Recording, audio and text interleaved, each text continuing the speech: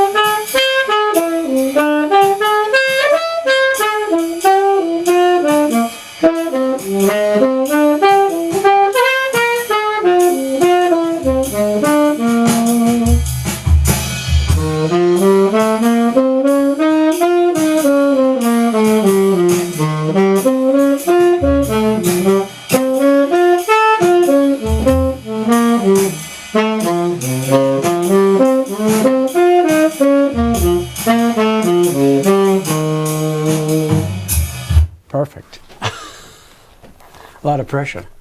Yeah. Ready? Okay, so for the altered dominant sound, which is a very famous kind of sound, the altered scale has a sharp 11, it has a flat 9 and a sharp 9 and a flat 13. So that's 4 color notes. So obviously that's a little bit more intense in some way. And so this is one where when you play the scale,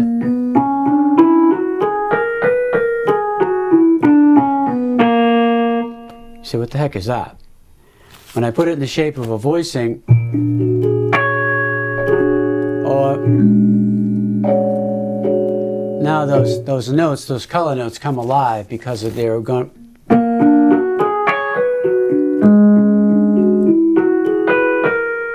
Instead of, which, you know, so the idea is when you're improvising over this, I call it a sound of the dominant 7 altered, you're using the scale to make the sound of the chord. So now we'll demonstrate that. 1, 2, 1, 2, 3.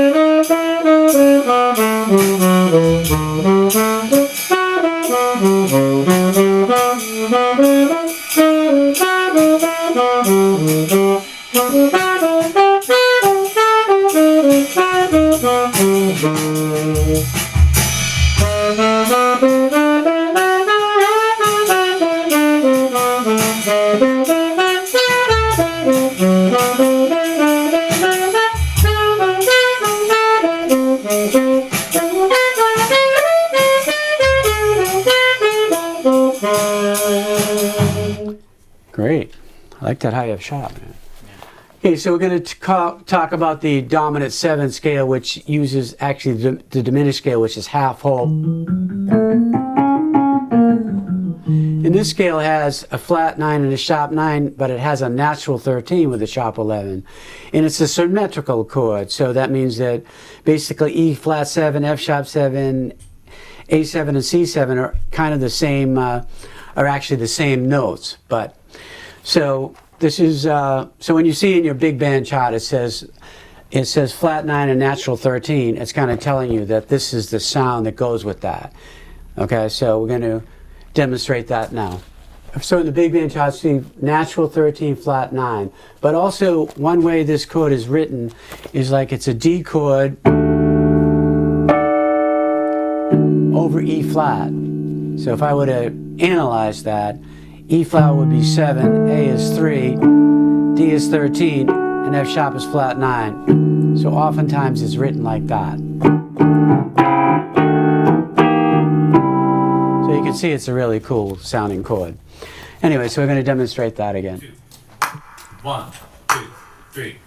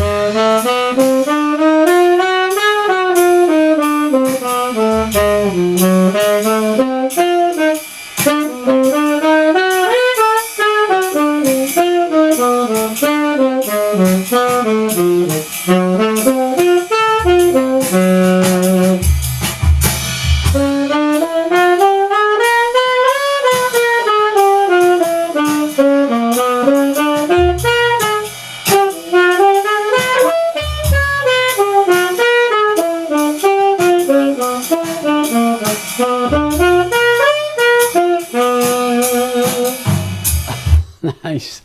That's tough. So now we're going to take that 8-measure phrase, which the idea is to saturate your fingers in your mind with that sound. So when you go to improvise, you have a clear picture of what that is. So, but most of the time, dominant 7ths last 1 measure or 2 measures, like the bridge of I got rhythm changes. So we're going to go back and we're going to take the Mixolydian dominant and do 2 measures using the 3rd and the 4th, because that's the one that brings out the color of the notes. And we're going to do that in a cycle of fifths. 1, 2, 1, 2, 3.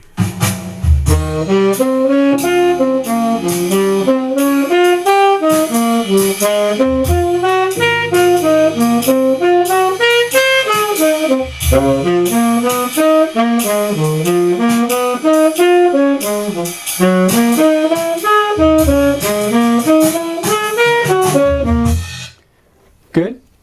Okay? Sure. So we would do that through every key, Right. but we're just demonstrating how that would work, so that you're just doing those 2 bars. And now that we've done all 4 sounds, or I call it the dominant decision, which, how am I going to play every dominant in every song, I have to decide. So we're going to demonstrate the difference between these 3, and we're going to start with G7. Mm-hmm. So G7, Mixolydian with the 9 and 13. Second, 3rd, and 4th bar.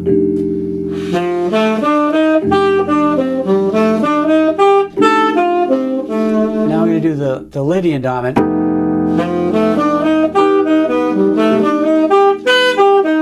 we're going to do the altered dominant.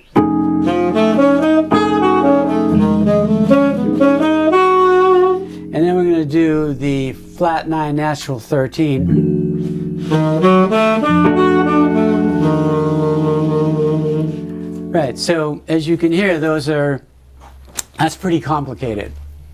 And that's why when you're preparing a song, that's what part of what you do. You go through the chord progression and you determine how you're going to play each dominant 7 as it comes up in the song, okay? And that's pretty critical to being a good jazz player, is to know the available color notes that fit the different sounds. And that's 4. There are more dominant 7 sounds, but those, in my mind, are the 4 most important, and especially the natural to altered. Do I play a 9 or do I play a flat 9 chop 9? It's pretty critical if that you know that, and how you figure that out is something we'll discuss later. Oh yeah, so don't forget to download the jazz workbook that has all this written out. So you just can read it, and hopefully eventually you can do it through analysis rather than osmosis.